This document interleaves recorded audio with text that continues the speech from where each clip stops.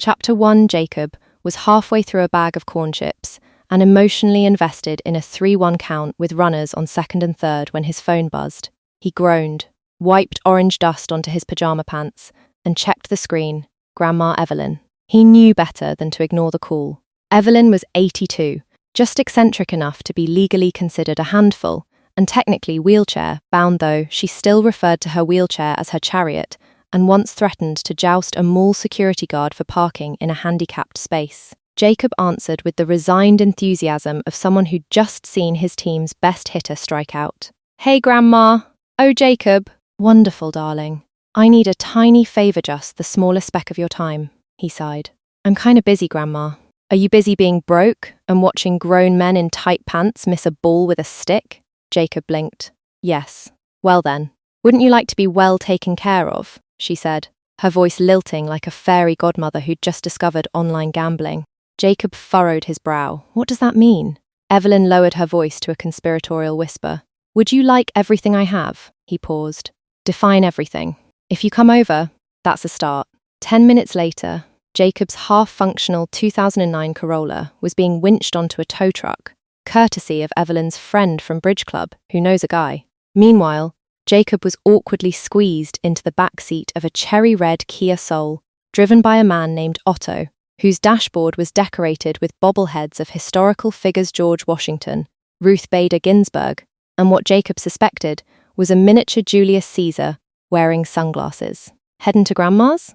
Otto asked cheerily, tapping the brakes just a little too hard. "Yeah," Jacob said, watching Arbj nod vigorously. "She says she needs help. She also implied she might leave me her house, a collection of antique thimbles, or possibly her skeleton. You never really know with her," Otto laughed. "Eccentric, huh?" Jacob nodded. "Last Thanksgiving she made a turkey out of tofu and stuck googly eyes on it, claimed it was too cute to eat, then made everyone apologize to it before carving." Otto grinned. "Sounds like a trip." "Oh, she's a trip, all right," Jacob muttered.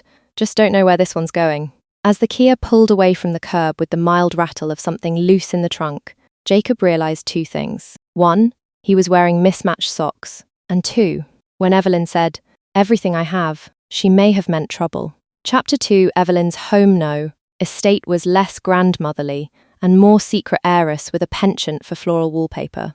It was a sprawling old house with pristine gardens, polished brass fixtures, and the kind of doorknobs that whispered, "I'm worth more than your car." As soon as Jacob stepped through the front door, he was met with the sharp scent of lavender, lemon polish, and a hint of Vicks VapoRub. Evelyn, parked dramatically in her velvet-lined wheelchair, pointed a commanding finger at him. "You're late." "I literally came the second you said you'd pay to tow my car," Jacob muttered, shutting the door behind him. "Well, I have plans tomorrow and I need you," she said. Jacob eyed her warily. "What kind of plans?" "I need to go to church." "Why?" "To make sure Pastor Dunleavy gets my tithe, of course." Jacob blinked. "You dragged me over here to drive you to church to give money to a guy?" "Not just money," Evelyn said, rolling dramatically across the foyer like a villain in a soap opera. $1,000. Cash. In an envelope. Hand-delivered after the service. Jacob scratched his head. "Okay. I mean, fine, I guess I can..." And afterward, she continued, ignoring him entirely, "We'll be going to Siegelstein's Jewels to buy a $10,000 necklace." "What?" "For my Bridge Club anniversary. I like to outshine Dolores." Jacob opened his mouth, closed it, then sighed. "All right, fine. If you're buying me lunch. Done." But the next morning, Evelyn emerged from her bedroom wearing a fluffy pink robe, a lavender scarf around her head, and a look of exaggerated distress.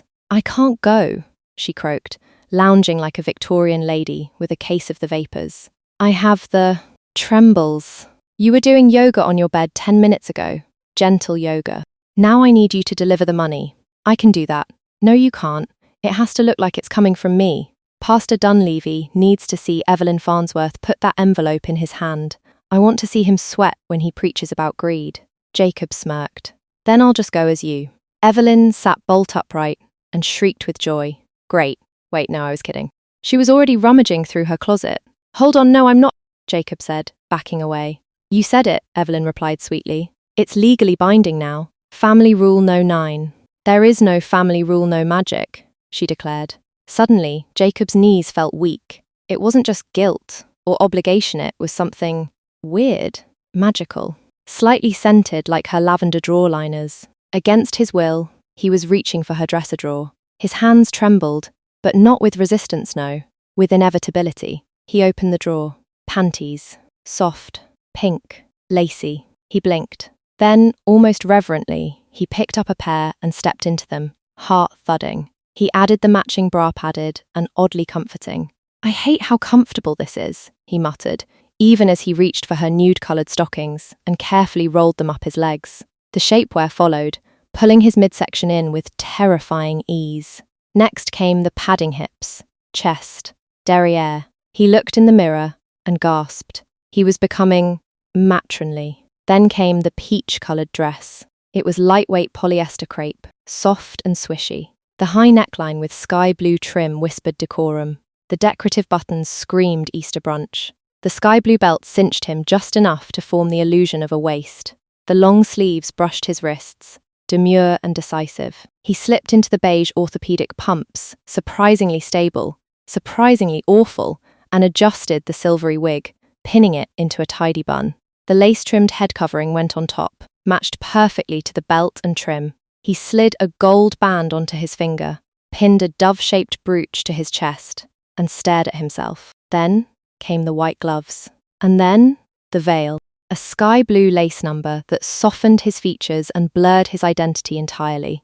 With a heavy coat of age-softening makeup, he no longer resembled Jacob. He was Evelyn. His own grandmother clapped like a delighted banshee. "You're perfect. I hate everything," he muttered, sitting carefully into her spare wheelchair. "And now," she said proudly, "you'll wait by the window. My aide should be here any minute to pick me up. You'll do fine." Chapter 3. Evelyn, now mysteriously vibrant and suspiciously spry for someone claiming a violent bout of the trembles, handed Jacob her purse with a flourish. It was heavy, ominously so. Inside was the $1,000 in crisp bills, Evelyn's ID, which had a photo of her giving the camera a sideways glare, and a veritable museum of elderly purse contents, 6 throat lozenges, a travel-size container of hand lotion from 1987, 2 decades worth of church bulletins, a rosary, a sewing kit, 4 paper clips, and a tiny plastic bag containing precisely 1 butterscotch candy. Jacob stared at the bag with narrowed eyes. Is this cursed?" "Probably," Evelyn said, already reclining dramatically on her fainting couch with a paperback mystery novel. "Oh. My aide is here." Outside, Jacob's jaw dropped. There, glistening in the morning sun, was his car not just repaired, but restored. The old dent by the passenger door? Gone. The weird rattling in the dash? Fixed. The bumper sticker that said, "My other car is a prayer?" Replaced with a crisp, tasteful chrome emblem. The engine purred like a content house cat. And stepping out of it was the Ada young woman, who looked less like a nurse and more like someone who regularly walked slow-motion runways in French perfume ads. Her scrubs, if that's what they were, fit like designer athleisure. Her hair gleamed. Her smile sparkled. Her name tag read, Serenity. "Miss Evelyn?" Serenity chirped, addressing Jacob with a perfectly practiced bedside manner. "You ready for your big Sunday?" Jacob, gripping the purse and the arms of the wheelchair for dear life, gave a stiff nod. Serenity helped him into the back seat with gentle efficiency, humming gospel music softly as she drove him to church in his perfectly restored car, which now smelled like vanilla, redemption, and new leather. The moment Jacob fully dolled up and deeply disguised as his grandmother, Evelyn rolled into the church in the back seat of his own freshly restored car, he braced himself for mild confusion. Instead, what he got was adoration. "Oh, Miss Evelyn, you look stunning this morning. That head covering is simply divine. May the Lord preserve your elegance." He gave a delicate nod, gripping Evelyn's enormous purse with both gloved hands like a lifeline. During the service, Jacob did his best to play the part. As Pastor Dunleavy preached about authenticity being true to the soul God gave you, Jacob tried to imitate Evelyn's breathy, refined cadence whenever he whispered amen or muttered polite mhums. It became second nature. He was trying so hard to sound like Evelyn, he didn't realize the effort had quietly slipped away. Unnoticed, his body continued to shift beneath the conservative peach-coloured dress. The shapewear, once tight, now fit like a second skin because the shape it created had become real. His chest no longer rose and fell with a man's breath. It heaved softly, evenly, matronly. His thighs filled the skirt in the way Evelyn's always had. His hips spread gently across the seat. His skin thinned and lightened. his cheeks softened with the delicate lines of age. His once stubbled face was now smooth, powdered, and permanently marked by the quiet dignity of a woman in her 80s. And yet, Jacob was none the wiser. He was too focused on saying thank you, sweetheart, with the right intonation, too busy tucking a stray hair under his head covering. His voice had transformed completely into Evelyn's by now breathy, genteel, slightly nasal, and yet it felt perfectly natural in his throat. He didn't even question it. He couldn't have sounded like himself again even if he tried. Not now. Not ever. Evelyn's voice was his voice. After the sermon, Jacob rolled up to Pastor Dunleavy with the practiced grace of someone who had accepted hundreds of thank you cards and written twice as many gilt-laced checks. "Pastor," he said, handing him the envelope, "the Lord placed this on my heart. I pray it supports your calling." "Miss Evelyn," the pastor beamed, "you are a blessing to us all." Jacob smiled beatifically, his heart oddly warmed. "Glory to God, dear." Then came the real fun. The women from church surrounded him with admiration and bon mots, insisting that Miss Evelyn must treat herself today. Jacob found himself wheeled regally to Seigelstein's Jewels by 2 retired piano teachers and one lively widow who could bench press shame. Inside, Jacob found himself standing before the glass case containing the modest $10,000 necklace Evelyn had originally intended to purchase. But something about it felt underwhelming. His eyes drifted downward to a shelf below, where the lights struck a truly resplendent piece, a $100,000 diamond-studded necklace that shimmered like a chandelier in a French opera house. It looked like something a duchess might wear to brunch. And without even hesitating, because deep down, a part of him believed he deserved it, Jacob tapped the glass and said, "That one, please." The clerk raised an eyebrow. "Of course, Miss Farnsworth. You always know what you want." "Oh, I do, darling," Jacob purred, adjusting his gloves. He paid in full with Evelyn's purse, not even flinching. The necklace was placed reverently around his neck. The sparkle danced against the soft neckline of his peach dress, the diamonds gently brushing the sky-blue trim. Lunch afterward was divine. A group of churchwomen took Miss Evelyn out to a boutique cafe with real linen napkins and overly complicated salads. They laughed, complimented Jacob's glow, and talked about who had too much Botox and who secretly dated the choir director. Jacob laughed with them not as a man pretending to be Evelyn, but as Evelyn herself. He even offered to split the check. One let him. Back at the house, Jacob wheeled in and noticed the silence. Evelyn was nowhere in sight. No hum of television, no sound of tea boiling, no dramatic coughing for attention. Instead, there was a note on the doily-covered kitchen table, folded neatly in half and sealed with a tiny lavender sticker shaped like a teacup. In Evelyn's elegant, looping script, it read, "Dearest me, I love the necklace you chose. Absolutely perfect. Keep it. Just do what you're doing. Love." Jacob stared at the note for a long moment. Then he looked down at his gloved hands, at the diamonds glittering against his chest, at the pale folds of his peach dress. He smiled faintly. "Well," he said in Evelyn's unmistakable voice, "I suppose there's Jell-O in the fridge, and a bridge tournament to prepare for." And with that, he wheeled himself to the kitchen, the light catching his diamonds with every gentle turn.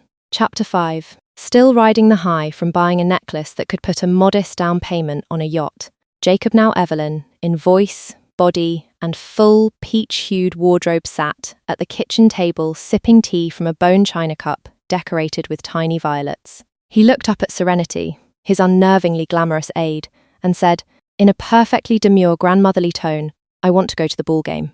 Serenity blinked. "The ball game?" "Yes, dear, baseball, with the bats. The running, the men. I want front row seats. Tonight." Serenity didn't even flinch. "I'll make a call." That evening, the sun gleamed down upon the stadium like a divine spotlight, and there, in the very front row behind home plate, sat Jacob, still dressed in Evelyn's Sunday best, complete with dove-shaped brooch, orthopedic pumps, and pearls that softly clacked together every time he cheered. His aide, Serenity, looked like a Vogue ad with a foam finger. She'd brought a parasol to shield Miss Evelyn from the sun, though Jacob waved it off, declaring proudly, "Sunspots build character." Before long, several of the team's executives showed up at his seat. Word had spread. Miss Evelyn Farnsworth, wealthy, charming, generous patron of churches, jewelers, and now sports, was in attendance. "Miss Farnsworth, we're so honoured," said one executive in a suit made of more confidence than fabric. "Please, Anything you want tonight, it's yours. Jacob beamed. Hot dogs, peanuts, and one of those enormous plastic hats full of beer. Done. The food came in waves. The beer flowed. Jacob daintily dabbed his mouth with a monogrammed linen napkin in one hand while crushing roasted peanuts in the other. Between innings, he led cheers like a retired cheerleader who'd found her second wind at age 80. His team won naturally. Jacob had never felt so alive, or so respected in a dress with matching gloves. After the final out, Jacob turned to Serenity. I want to meet the players. Serenity hesitated. In the locker room? Yes, the locker room. Do I not look like a woman who belongs in a locker room? You look like a woman who owns the locker room. Moments later, Jacob was wheeled through the tunnel and into the sacred, musky, half-toweled realm of the team's inner sanctum. Players clapped, coaches tipped their caps. One sweaty pitcher offered him a signed ball and called him Queen Evelyn. It was, without question, the greatest day of Jacob's life. Back at the house, his mansion now, he sighed contentedly as he rolled through the polished foyer. There were no clothes in his old room, just a stack of old utility bills and a deflated beanbag chair.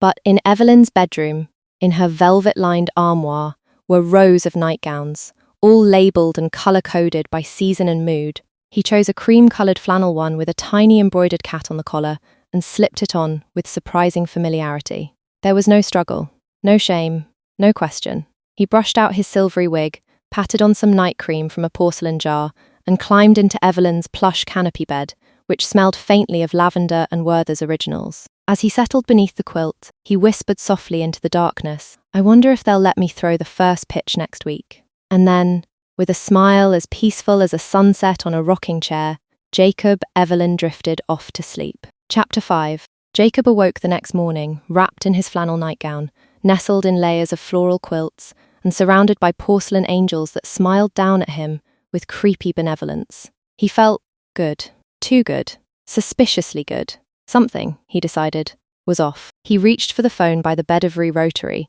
of course, and dialed his mother's number, expecting her to scold him for forgetting something important, like laundry or his own birthday. Hello, she answered.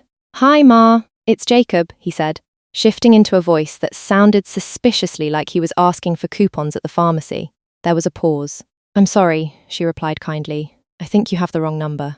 Ma, it's me. Jacob, your son. Another pause. I don't have a son named Jacob, but I do know Evelyn Farnsworth, and I'm guessing this is another one of her little games. You tell her she still owes me a bundt cake from the church auction. Click. Jacob lowered the phone slowly, staring at it like it had personally betrayed him. He rushed hobbled into the bathroom. The mirror told him what he already knew in his bones. Evelyn's face. Evelyn's hair. Evelyn's mildly judgmental eyebrows. He patted his cheek with a lavender-scented powder puff and sighed. Oh dear. I am a grandmother. The next few days passed in a blur of tea, gentle walks, and unsolicited knitting lessons from neighbours who invited themselves in. Jacob soon realised a few key things. He was Evelyn now, entirely. No slipping in and out, no hey guys, just kidding. Moments. He could not stop talking like Evelyn. Even when he stubbed his toe on a footstool, he let out a well mercy me, instead of the usual expletives. He owned everything Evelyn had. The house, the money, the Wedgwood teacup collection, with little hand-painted violets. Nothing he did seemed odd. The neighbours barely blinked when he asked his aide to install a jacuzzi for my circulation. He was constantly surrounded by young, pretty women who fussed over him, called him Miss Evelyn, and made sure he had meals, blankets, and the TV remote exactly where he wanted it. He began to suspect this might be some kind of reward system, or bizarre cosmic prank. During the week, Jacob sat in the sunroom, wearing a tasteful shawl and pondered. Who was he now? Was he still Jacob, the struggling, baseball-loving guy with a busted car and dreams of winning a scratch-off ticket? Or was he Evelyn Farnsworth, eccentric philanthropist, church VIP, proud owner of 10 different nightgowns, and a framed picture of herself shaking hands with a state senator? Strangely, the answer didn't feel like either or. He was Evelyn. But Jacob was in there, too, somewhere between the tea biscuits and the bridge invitations. He also noticed a curious compulsion. Each day, as Sunday crept closer, he found himself organising cash, tidying his bonnet collection, and checking church bulletins. It felt important, sacred, almost. like putting on armour before battle, except instead of steel, it was cotton poly blends and orthopedic footwear. By Sunday morning, he was resolute. He opened the wardrobe and selected a dignified ankle-length dress in navy blue, with cream piping modest, crisp and elegant.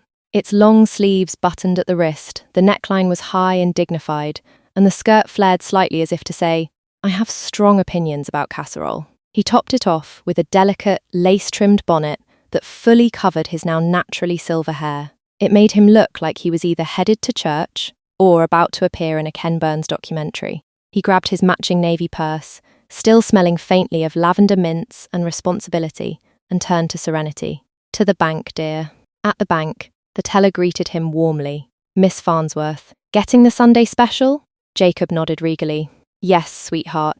Make it crisp bills. This time last week they were rumpled, and I shan't have that in the Lord's house." He placed the money carefully in an envelope marked "For the Work of the Lord with Love EF" in loopy cursive. As they drove toward church, Jacob sat quietly in the back seat of his luxury sedan, gloved hands resting atop the envelope, reflecting on the strange peace he now felt. He wasn't sure how this all worked exactly, or why, or what sort of magical fine print had rewritten his life. Jacob realized he had everything he wanted. He was living in a mansion, he could go anywhere he wanted, he was surrounded by and was always seen with pretty women who would do what he wanted. Why would he want to go back to his old life? He also knew this. Every Sunday, in his best dress, with $1,000 in hand, he would show up, smile sweetly, and give like Evelyn always did. And as long as he did, well, life would continue to be strange, cozy, and just a little fabulous.